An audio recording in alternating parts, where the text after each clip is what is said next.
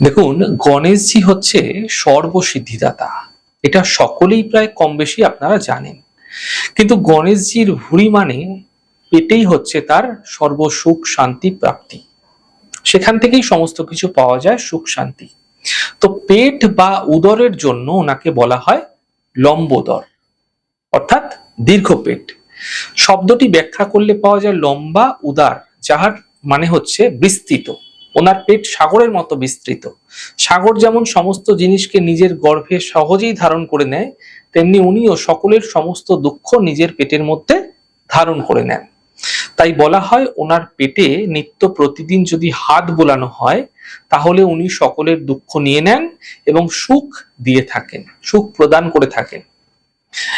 আপনার বাড়িতে থাকা ভগবান গণেশজির মূর্তিতে প্রত্যেকদিন পুজো করার সময়, পুজো করা হয়ে গেলে আপনার হাতটি নিয়ে ভগবান গণেশজির ভুঁড়িতে বোলাতে পারেন। দেখবেন খুব দ্রুত মানসিক ক্লেশ থেকে আপনি মুক্তি পাচ্ছেন এবং আপনি খুব প্রসন্ন হয়ে উঠবেন।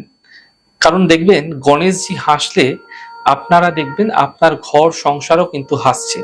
এবং বিশেষ করে বিদ্যার্থীদের বলবো, যখন পরীক্ষা দিতে যাচ্ছেন অবশ্যই গণেশজির পেটে হাত বুলিয়ে যান এবং তার সঙ্গে বক্রতুণ্ডায় হুম এই ছোট্ট মন্ত্রের জপ বেশ কিছু সময়কাল করুন। দেখবেন ভীষণ মানসিক শান্তি পাবেন আপনারা।